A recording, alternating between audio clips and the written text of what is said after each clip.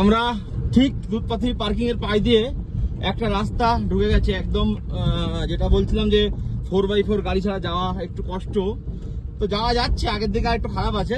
আমরা আমাদের গাড়ি নিয়ে যাচ্ছি। রাস্তার কন্ডিশনটা দেখুন কেমন। এই রাস্তা দিয়ে বেশ কিছুটা গেলে আরেকটা সুন্দর জায়গা পাওয়া যাবে, সেটা আপনাদের দেখাচ্ছি, চলুন। এই হচ্ছে রাস্তার কন্ডিশন। আপনারা যদি পার্সোনাল গাড়ি নিয়ে আসেন, একটু ভালো গাড়ি হলে কিন্তু আপনারা যেতে পারবেন। আমাদের গাড়িটা তো ভালো না, এই গাড়িটা, এটা ছোট গাড়িটা নিয়ে এসেছি আমি আজকে, তারপরেও আমি যাচ্ছি রিস্ক নিয়ে।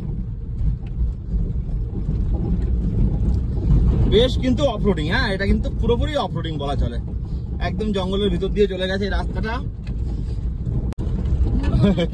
রাস্তা এত কাদা আর এত ক্যাচকেচে কাদা যে গাড়ি পুরো স্কিড করছে।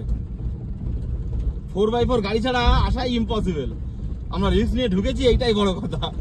একদম পুরো ক্যাচক্যাচ করছে কাদা গাড়িতে, পুরো গাড়ি মনে হচ্ছে স্লিপ করে চলে যাবে মনে হচ্ছে। এ বাবা কি কাদা!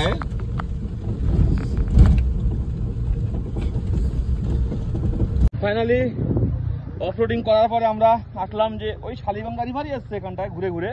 এই জায়গাটাও একটু দেখার জায়গা, সেটা আপনাদের একটু দেখাই। এখানে আমি আগেও এসেছি, এখানে অনেক দোকান বসে, বাট এখন অতটা দোকান নেই। এখন ম্যাক্সিমাম ভিড়টা দেখতে পাচ্ছি ওই সাইডটায়। আগে যখন গেছিলাম শালিগঙ্গা রিভারের ওই সাইডটাতে, বাট এই সাইডটাও কিন্তু খুবই সুন্দর, আমার তো ভালো লাগে। হ্যাঁ চাই, মুসলিম চায়ের স্টল, আচ্ছা ওই জন্য বাংলায় লিখে রেখেছে। হ্যাঁ, কোথায় বাড়ি আপনাদের? বহরমপুর। আচ্ছা, আমরা কলকাতার। আমরা থাকি এখানে, আমরা গান্ডারবাল থাকি। ম্যাগি খাবে তো? ম্যাগি খাবে তো? একটু ম্যাগি বানিয়ে দিতে পারবেন? হ্যাঁ, আমি তো দেখে আসলাম। আপনার এখানেই বিয়ে হয়েছে? হ্যাঁ, ওই জন্য। আচ্ছা, হ্যাঁ দুজনে। ম্যাগি ম্যাগি বানিয়ে দিতে পারবেন? ম্যাগি তাহলে সুন্দর করে ম্যাগি দেন, আমরা ওই আগের দিকে ঘুরি।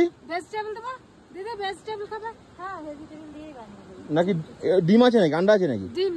তাহলে ভেজিটেবল দেন, ভেজিটেবল দিয়ে বানান। হ্যাঁ, কত করে ভেজিটেবল দিয়ে নিচ্ছেন?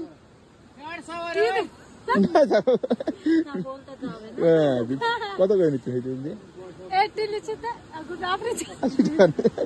আচ্ছা ঠিক আছে, সুন্দর করে বানিয়ে দেন, তাও দেখছি। ঠিক আছে, সুন্দর করে বানিয়ে দেন। হ্যাঁ, আসো আসো।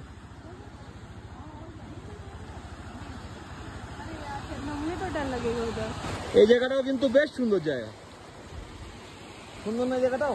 কিন্তু ওইখানটায় বেশি টুরিস্ট হবে, শালিগঙ্গার ওই জায়গাটা বেশি টুরিস্ট। এখানে টুরিস্ট একটু কম আছে।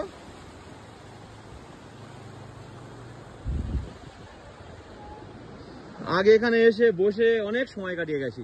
মার্চ এপ্রিল মাসে ঘোরার জন্য উপযুক্ত জায়গা। এখন জলটা কম, যার জন্য অতটা হয়তো লাগছে না, বাট তবুও সুন্দর। তাহলে দুধপাথরি এসে আপাতত 3টে ঘোরার পয়েন্ট আপনাদের দেখালাম।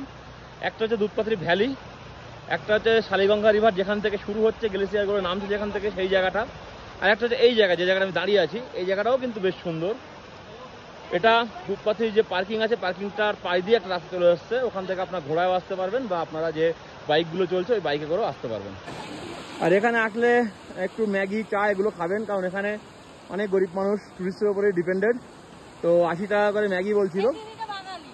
হ্যাঁ, একটা বাঙালি এখানে আছে, মহিলাটা বাঙালি, কিন্তু উনি তো হাজব্যান্ড এখানকার কাশ্মীরি। হ্যাঁ, তো আমরা এখানে ম্যাগি অর্ডার দিলাম। আপনারা আসলে কিন্তু ম্যাগি চা এখান থেকে খাবেন, কারণ টুরিস্টের উপরেই কিন্তু সবাই ডিপেন্ডেড, তো ওনাদেরও তো সংসার চলার ব্যাপার আছে। আর বাকি চারিদিকের ভিউ দেখুন কত সুন্দর। যারা ফটোগ্রাফি পছন্দ করেন তাদের জন্য কিন্তু দুধপাথরি একটা দুর্দান্ত জায়গা, দুর্দান্ত। কিছুদিনের মধ্যেই আপনাদের জন্য আমি একটা ফটোগ্রাফি ট্যুরের অ্যারেঞ্জমেন্ট করছি, সেটা নিয়েও আমি অ্যানাউন্সমেন্ট করবো, বলবো যে ফটোগ্রাফি ট্যুরটা আমি কীভাবে অ্যারেঞ্জ করবো। যারা ফটোগ্রাফি করতে ভালোবাসেন তাদেরকে কোথায় কোথায় নিয়ে যাওয়া হবে, তাদের জন্য একদম আলাদা ট্যুর হবে। জম্মু থেকে Jammu photography tour, only personally, এটা আমি করব, আমি নিজেই ঘোরাবো।